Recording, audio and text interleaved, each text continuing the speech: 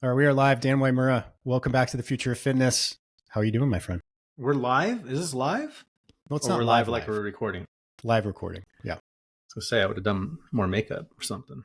I'm good. How are You you? look great. I'm good. I'm good. Yeah, man, it's good to see you again. It's good to have you back. I know it's been admittedly a little while, but this is at least your third or fourth time on this podcast. And, I was thinking about this. You're one of the people that I know and trust when it comes to technology because I know your head's down working on it all the time, and it has been for many, many years. And you also know the gym owner really well, and you truly advocate for the industry and the gym, and try to put your best foot forward as far as how the technology is going to be leveraged extremely well. So I value your insights. I know you got a lot going on at PushPress. You guys continue to grow. You just made we'll talk about quite a meaningful transition into gym management software to, I want to get this right, AI powered gym management platform. You can tell us what all those words together mean. But the fact of the matter is that it starts with AI, right? Yep. And everything else after it is really important. So we'll get into all that stuff. Super interesting. We'll talk a lot about AI. So everyone just buckle up for that. But before we do, maybe give us a little update, man. How has it been the last few years at PushPress? What's new? What's the update? Things have been good. I mean, we've been we raised some money and we've been deploying that money back into the product. We've hired a killer engineering team, kind of really built a robust leadership team. We're looking at this business quite differently than we were before. Cadence of releasing product is off the charts. I do feel like, as I'm sure we'll talk about in a second, like with AI coming or here, the product velocity that is required to keep up with the changes in the market and the world are requiring a lot of investment into the product. So we just want to make sure we stay ahead of the curve of that, and we're adjusting to where the market is going ASAP. And things are good here. Just frantic and busy, and as you grow your business, you're breaking areas of it because what worked yesterday doesn't work today. So it's just like a lot of trying to keep up with all of that as well internally.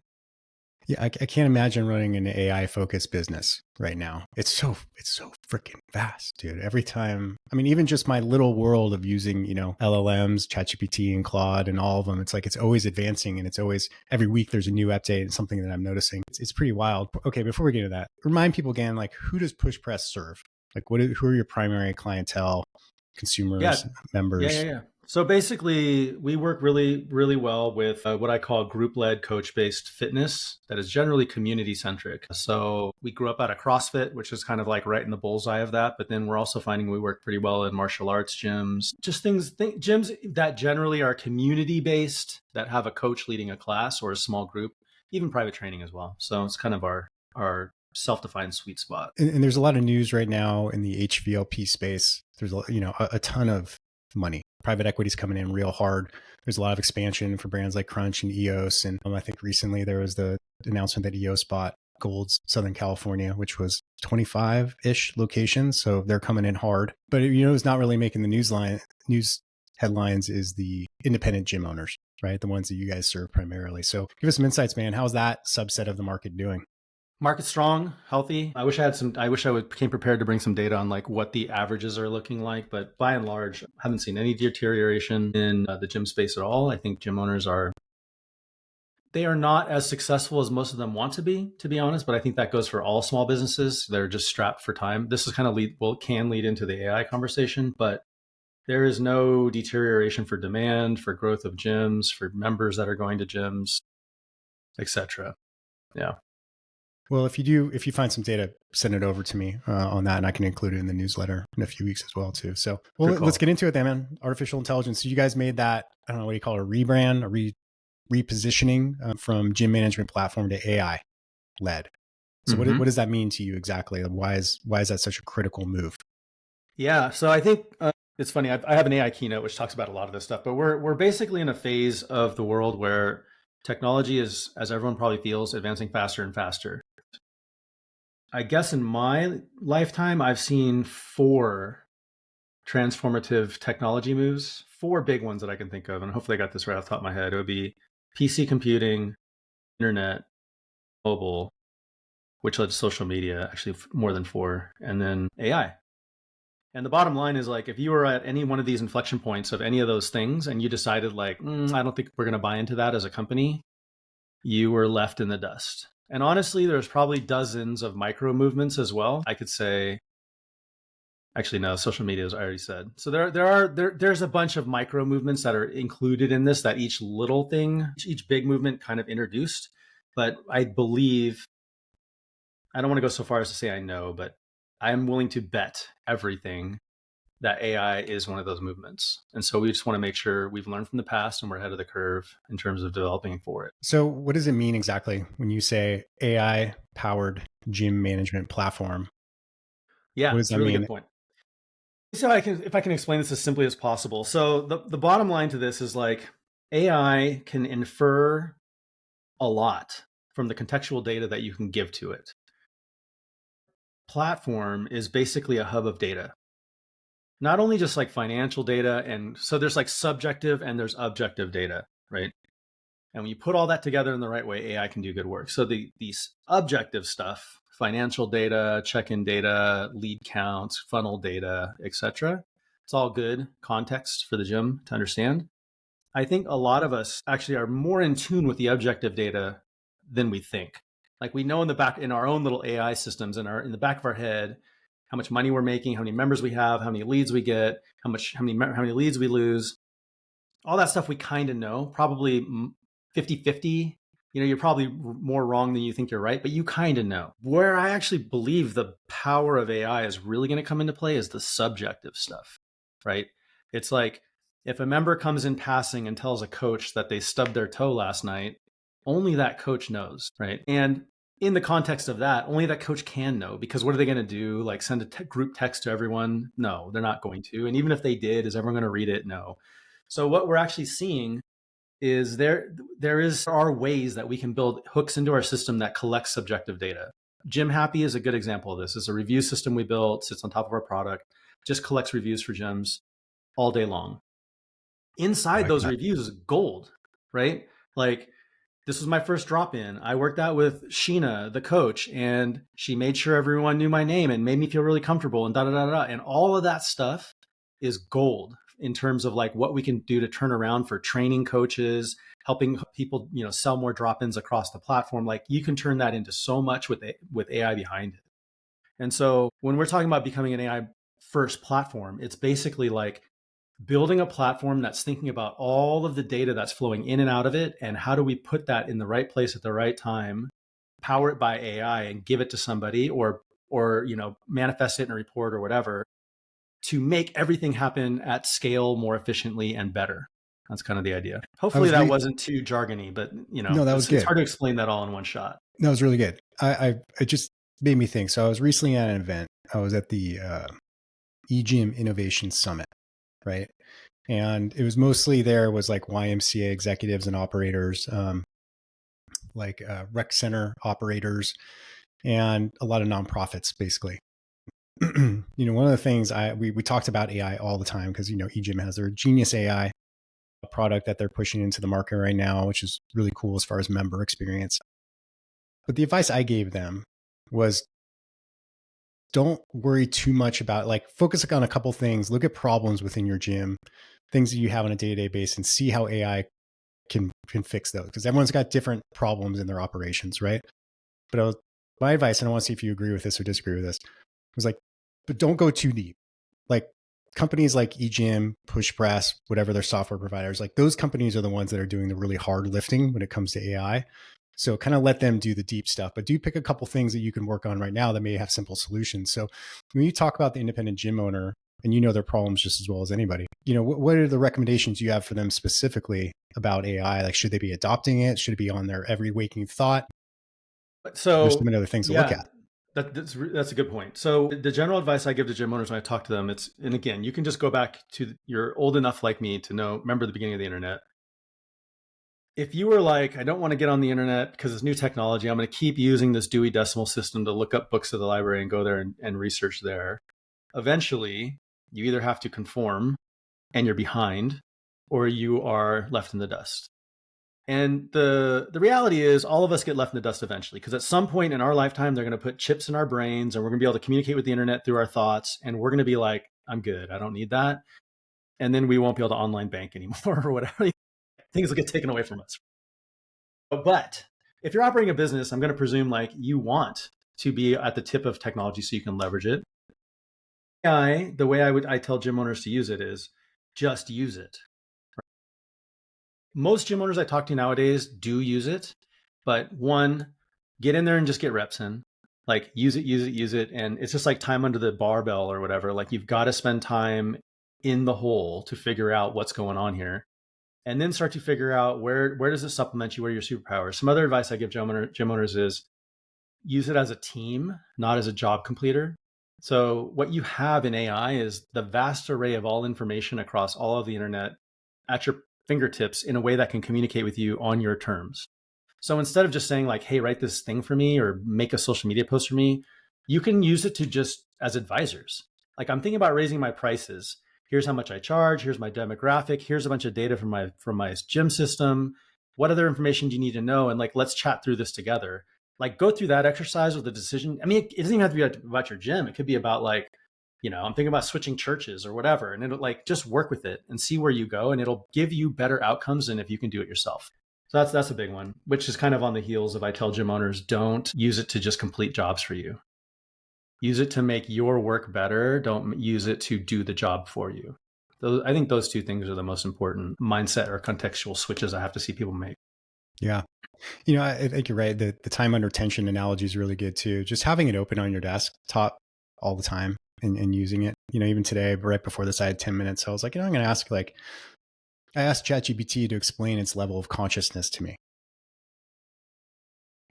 What did it say? Oh, it said a lot of things, but what I noticed was it kept specifically saying, this is why I'm not human. This is why I'm not human. I'm like, okay, well, you keep telling me reasons why you're not human. Tell me why you are similar to humans.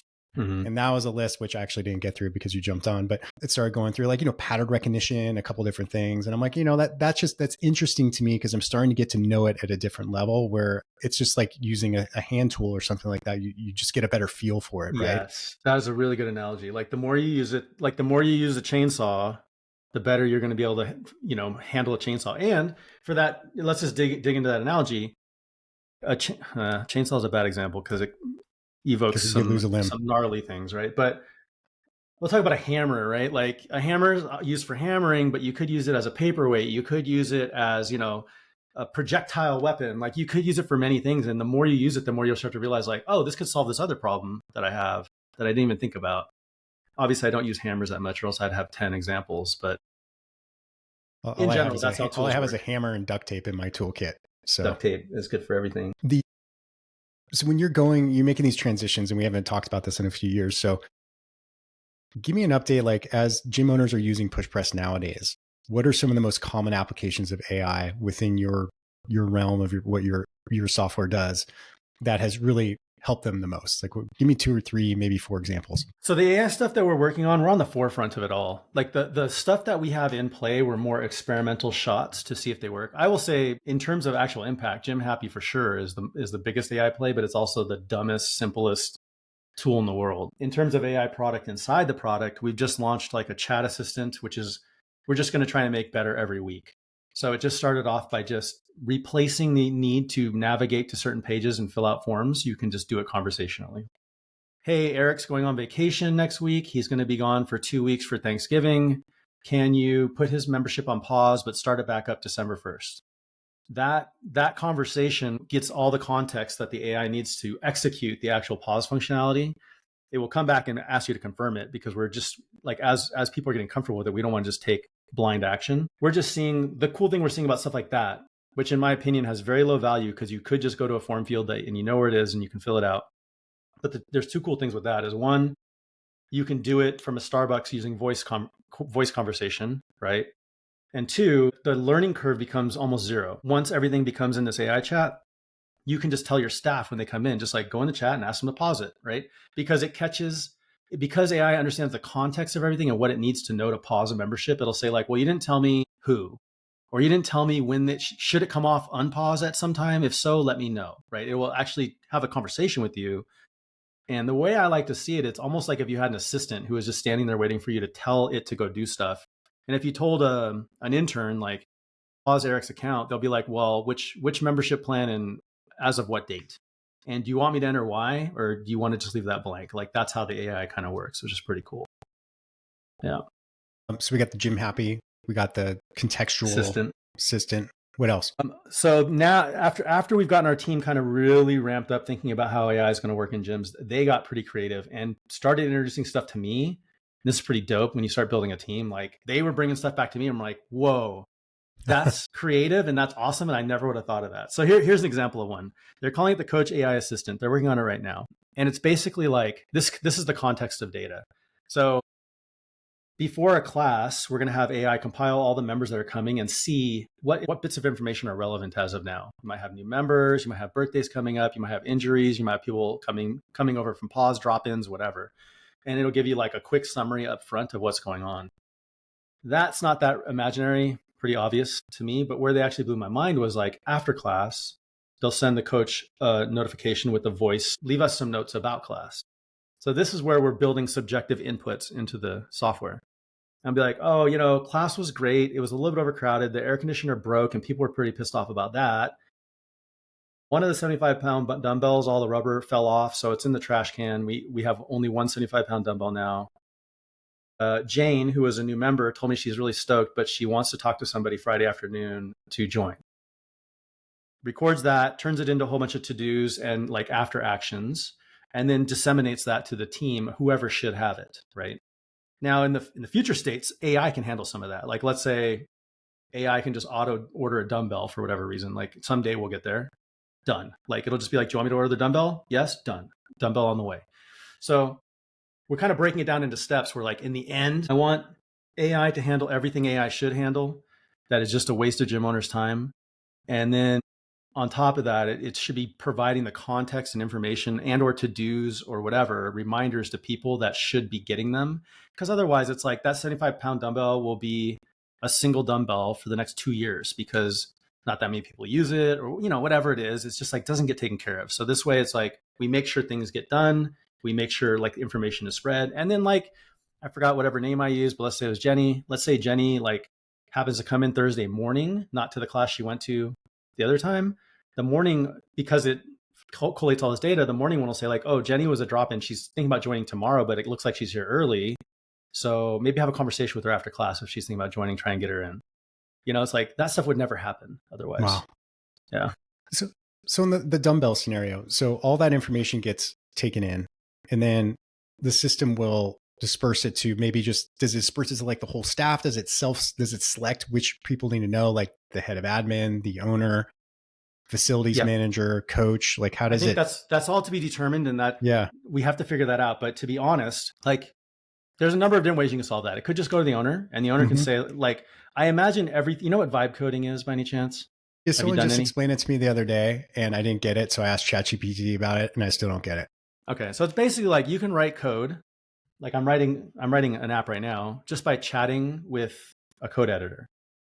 Like, hey, I want you to create a system that does this, stores in a database, and then, blah, blah, blah. And it'll write the code for you that does it, right? I imagine gym management to be like vibe coding your gym operations. So it'll be like, as an owner, you might be like, hey, I never want to deal with dumbbell requests anymore. Send that to John. Every time you see an equipment request, send it to John because that's his job, not mine. Then the AI should be able to parse through the instruction to go like, oh, this is John's job, assign it to John.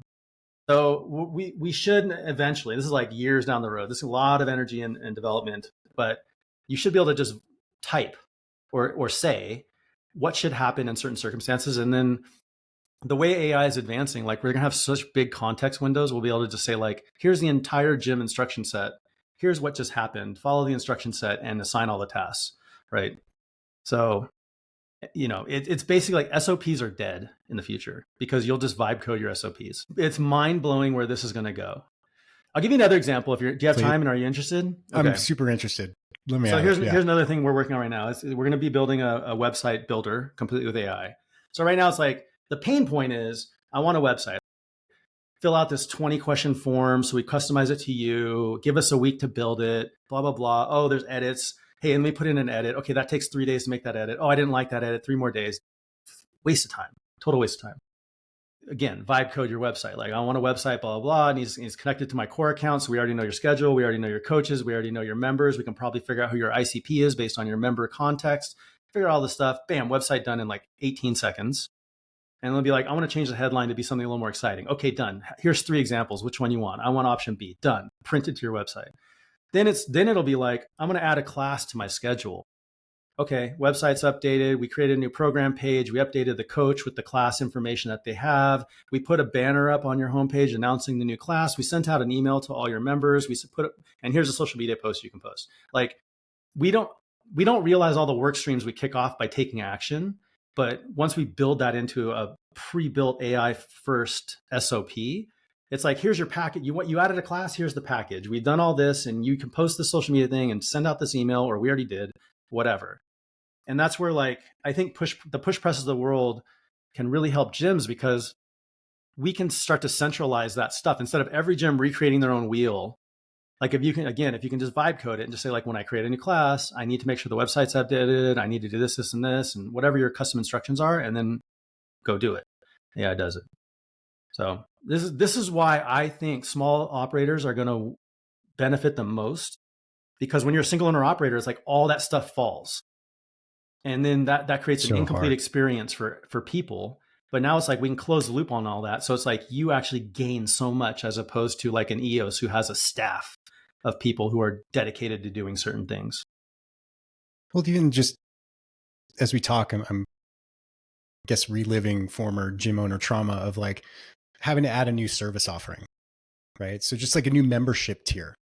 And dude, what the fuck? Like, I have to do all these things to get this right, and then I probably didn't get it right, or I didn't connect it to the Stripe, or I didn't whatever. I screwed something up, and now these other memberships are dead, and it's just like, and then we can't launch the program, right? Or like, no, we'll start the program, we'll just bill them in a week. Like, it was just this mess all the time, because I'm not a gym, like I'm not a software guy, dude. I just want to run classes, right? I just want to run classes, want to create new programs, I want to do some marketing and sales. Like and the other stuff is just sucks. It just sucks. That's not why you got into it. It's not why you get into the field. Yeah. So if I could dumb it down, like the way we're approaching AI is like, if you opened your gym and you had all the money in the world, you would hire like a marketer, a salesperson, a general manager, an equipment cleaner, like you would hire all these people and just put them around you. But the reality is, if and when we build all of these componentry, like you just get it for the most part. It's not gonna be as perfect as a human being. It also won't talk back or go to sleep, so there's pros and cons to it, but you just get it. And some of the stuff, here's another thing I'm really excited about, like AI reporting. I wish I can show you I could show you some demos if you want to screen share, but like the AI reporting stuff is bonkers. Like, first of all, one of the most broken thing I think about this whole software thing that we have to build is reporting, because people want all these reports, and then it's like we give it to them, and then they're like, first of all, yeah. So it's like they want all these reports, and it's like either we build all the reports everyone wants and no one can find a report because there's 1,000 of them because everyone wants a different report, or we slim it down to like 12 reports that is not perfect for anybody. So it's like this Goldilocks problem, right? But second of all, even if we did give everyone all the reports they want, most people are not MBAs in business analysis or, whatever. And so it's like they look at these reports and they're like, okay, cool. Like, I know I have this number, but what does it even mean? Like, what are you going to do about it? I don't think most people like have a plan for what to do about it. So what's cool about AI reporting is like you literally just open up a chat box and you're like, hey, I'm thinking about evaluating like my 7 a.m. class. Is it worth keeping? Tell me about it. Whoa. And it will do all the work. It'll show you the report. It'll show you like an uptrend or downtrend in attendance, like what your profitability is on it. And it'll tell you if we advise, it'll probably split the middle because most AI does, right? But it'll be like, either you need to invest money in X and Y ways to try and get this to this many people coming this many times a month, or you should probably plan on phasing it out, which one you want to do, right?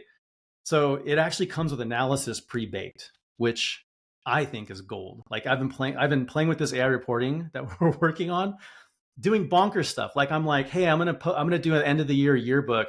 Can you give me superlatives for all my members? And it's like doing data on each person, and it's like coming back with nicknames for them that are like valid based on like their activity or their usage or what we know about them. It's crazy. That is well, and I imagine too, you could start playing in things like just the unique economics of the space, right? Like I have 5,000 square feet. Like how many people should I getting in this class? Like what's safe, what's not? Here's my equipment. Like all these different things that you can factor, which were almost impossible, not impossible, but just very difficult and time consuming to calculate. I mean, years ago.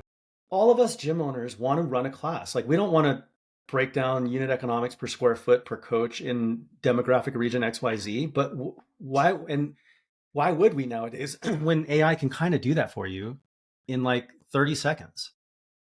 It is true. It is absolutely remarkable. Like once you let your mind go, because right now I think people are stuck in the like, oh, I'm gonna write a blog post, like AI write a blog post. Like they're stuck in this loop of like, do the menial things. But when you start marrying data with process and you start creating opportunities for data to flow, some pretty big stuff's going to happen, I think. Especially in these community-based gyms where like the context of what Eric's feeling after he left class matters so much. Which is a really nice segue for my next question. Thank you for that. Like the member experience, like we've talked about the gym owner and the coach and all of them and how their experiences are improving, the workflows are improving. How's the member experience from their end changing? Yeah. So first of all, the obvious one is like the more little things that I don't have to remember as a gym owner that just create like cognitive stress, the more I can just focus on my members. So that's the easiest answer right there. The second one is I believe, I mean, I don't even know if it's a theory. The truth of the matter is every human being can only manage so many people, right? There's the Dunbar number or whatever it's called. Number 150. Yeah. I actually have a very strong thesis that empowered with AI and especially deployed into your coaching staff that's empowered with AI, have a thesis right now that it's possible every coach in a gym can manage 100 to 150 people. So Is if you that have the Uyemura number? yes, we'll call it the Uyemura number.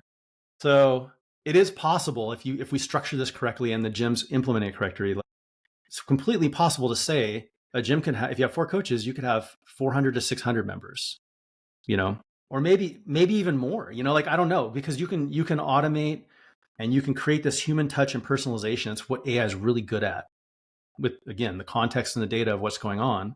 So I do believe like not only are gym members going to get a better experience, you go back to that class coach assistant I was telling you about. It's like every member to some degree is at least going to have a chance. It's like as long as the coach reads it and like puts it in their brain, it's not hard for me to just say like, hey, dude, Eric, I caught wind that like your son hit a home run last weekend. That's dope. Tell me about it. I used to play baseball, right? Like think of that connection it would make if you just had that information in front of you. I think every member is just going to have such a much better experience. On top of that, like, well, we're going to we will eventually put a CX or an AI agent inside the member app. So it's like you have questions about the gym, ask it here, and you can get instant answers without having to like wait till you come into the gym or send me a text message at my house at 9 p.m. at night or whatever. It's like we can just take so much load off of people and give them better answers quicker for what they're looking to know. Well, I imagine just even stuff like retail sales, which have always been a huge pain in the ass, right? Generally not worth it. There's been a bunch of solutions, but you could just load the inventory in. People could just ask, you know, as a member experience, hey, I want to buy 2 t-shirts. Cool, done, on its way, right? Yeah. Yeah, I think chat and voice-based things, as we continue to explore it, it's infinite in what can be done. Yeah. And in fact, you can push it out to people, you know, like we have a new shirt, you know, like just let me know, hit this button and record what you want to purchase. Like there's just so many opportunities for like how the new, I wouldn't even say it's AI. It's just like the new way that people are going to be interfacing with technology is going to change commerce and the in-gym experience. Well, this is something I think about a lot, Dan, is like the interface. So remember when the internet did come out, it was like DOS, C prompt, right? That's how we interacted with a lot of different things. Or if, you know, I don't remember exactly, it was so long ago, but then it kept morphing in the way we actually interacted. It ended up with Google search. That's essentially how it ended up. And I feel like we're kind of in that phase right now with artificial intelligence. It's like, what's going to be the final form of interface? I'm sure it's going to be a chip in our brain at some point, right? If we opt in for that. But like, do you think that's where it's going? It's all going to like contextual voice interactions? Oh, for sure. Yeah. Yeah. So what's going to happen is since AI works on context, everyone's going to find out sooner or later that the more you give the AI context, the better results come out of it. Right. And I don't know if like, just to give you a layman's primer on this. When chat came out, it had, I don't remember what context window, maybe like 20K context window. So it's basically like how much you can type into it. Before it was like, that's too much, I can't operate on that. Now it's like megabytes. So you can literally like put the entire dictionary in or something as like your context. So as context window opens, that's where a software like ours is able, like, okay, we're just going to pipe in like your entire financial information when you're asking about a financial question. We'll just do it all because it can take it. The same goes for like when people are using AI, they're going to be like, oh, I realize that when I tell it my entire backstory and what I want to get out of it and blah, blah, blah, blah, blah, like it gives me a better answer. So I think that's why we're going to move away from typing as an interface and more to voice for now.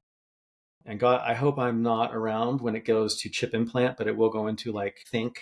I think about things and the answers come to me, because that's the fastest way to do it.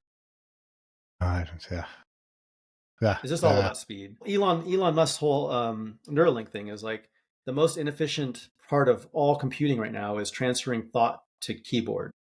And that's why he's doing the Neuralink, which is thought to computer, which is lightning fast. It's almost too fast though, right? I mean, I don't know. I don't know who's experiencing right now, but it almost seems like I wouldn't even have time. By the time my thought gets there, it gets back, and I'm like, I didn't even have a breather. Yeah, you're like, I didn't really think that through yet. Hold on. Yeah, you'd have to like, can you imagine the interface world where you're like, don't take this as a prompt yet, I'm just thinking. And then you got to then think.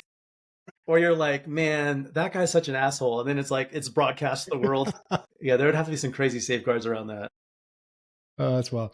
Hey, you mentioned that you did a keynote on AI. What is maybe one or two major points that you were trying to make for the industry, and you can kind of summarize here?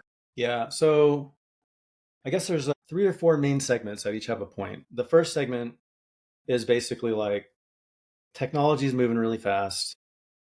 I explain why. There's this concept, if you guys want to go home and Google it or read about it, there's a concept called the theory of the adjacent possible, which I found to be fascinating.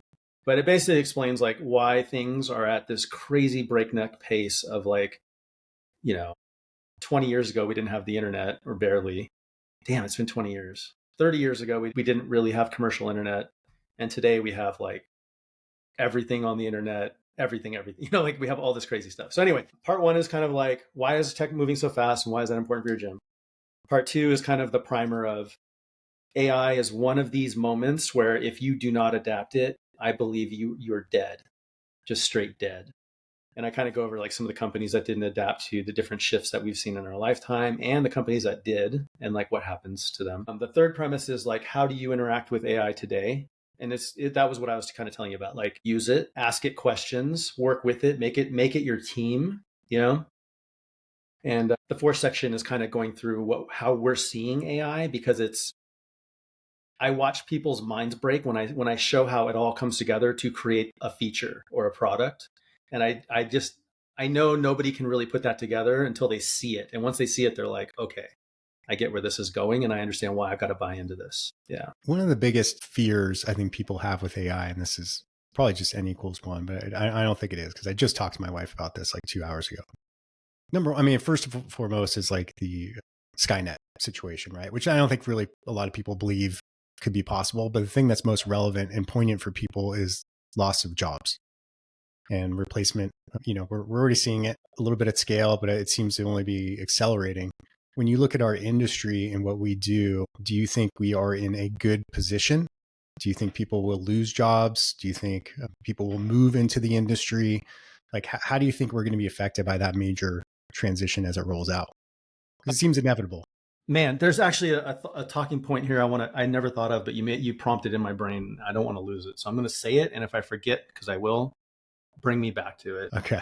Fuck, I'm already forgetting it. It has to do around, as things get easy, doing hard things will become valuable. So put a pin on that. Yeah. First of all, I do not believe AI is going to cause mass job downturns in general at all. I know that's the common fear. I'll bet you if you could go back and do research when the car came, when oil was a turning point, like every one of these major turning points in America, there was probably when the telephone got, interrupted by the internet or whatever, I'm sure when telephones went digital, there was a bunch of people who like took a pin and connected you on a phone line, like those, how phone operators used to work. Yeah. I bet there's people that don't even know that, but back in the day, way back when it was like a phone call came in and you'll get it. Yeah, someone like connected 2 pinpoints and that's what made the phone call happen. Like those people all lost their jobs at some point, but there's plenty of jobs to be had. So I think what's going to happen is the economy is going to expand. Everything will go faster.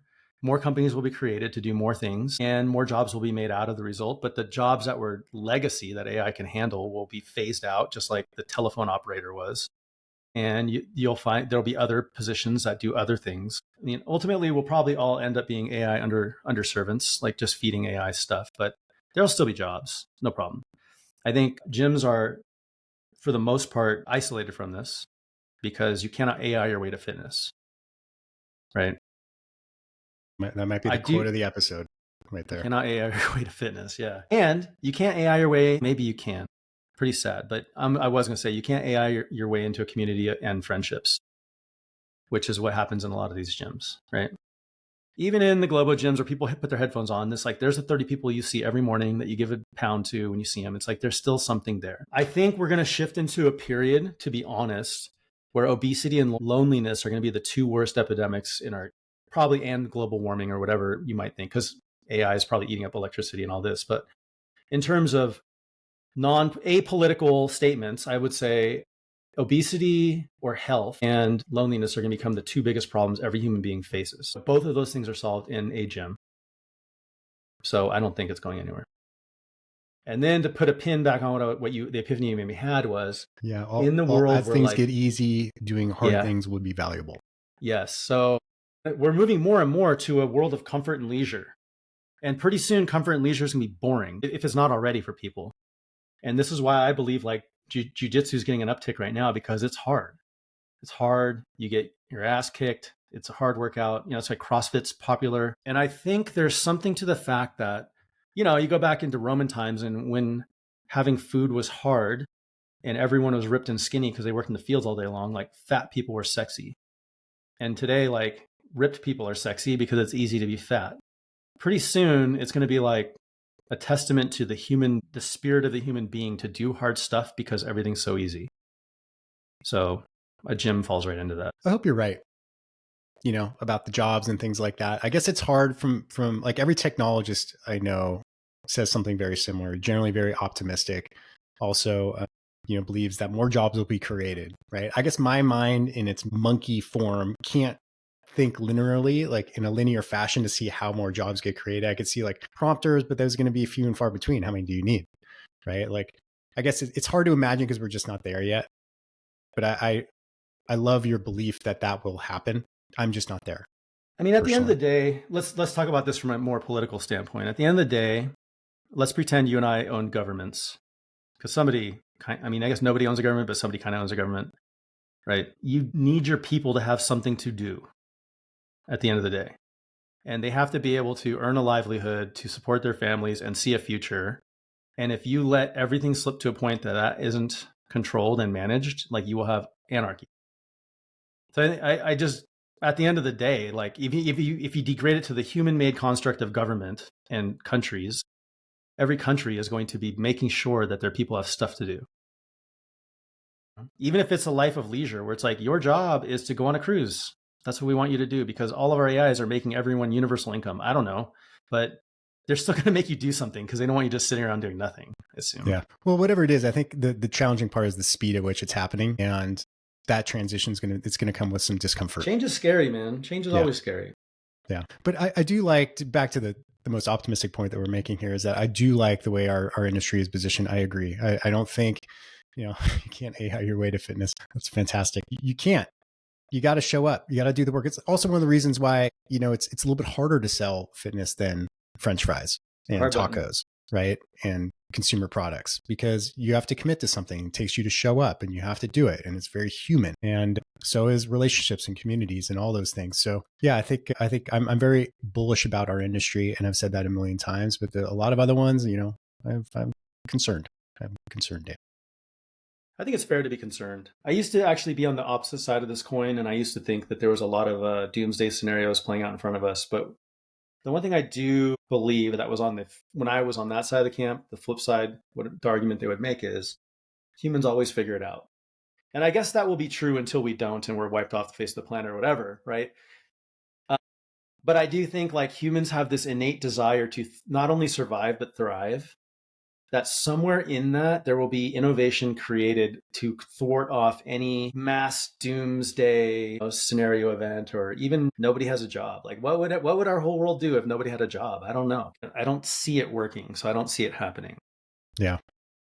Well, let's leave it there, man. It's a good optimistic note. And so last question is always, what do you need help with right now, Dan? Is it, are you hiring? You need some partnerships? Are you looking for anything specific? What's one of the challenges you're facing that we can help you with? And then part two is like, how would you like people to reach out?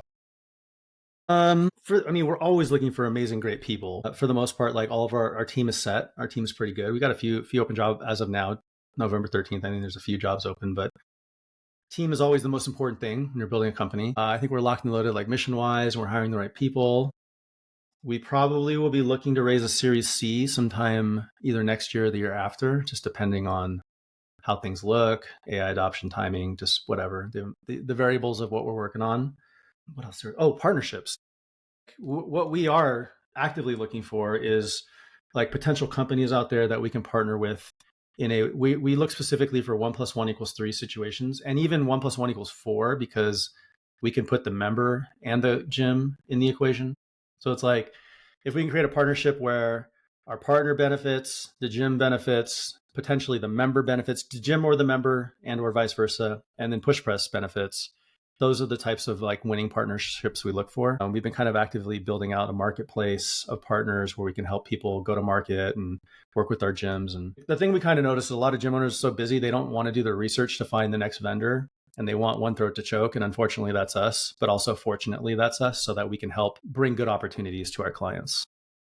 I think the one thing I'll say is, like, we're always in defense of the clients first. I think some people out there would look at this as like an opportunistic land grab to make money instead of the clients, but we just position it opposite. Like, we want the health of our gyms to be outstanding. Awesome. Right on. Well, Dan, thank you for joining me again. It's always a pleasure. I hope people found this entertaining, inspiring, and informative. I did. So yeah, it's been great. Ladies and gentlemen, Dan Uyemura.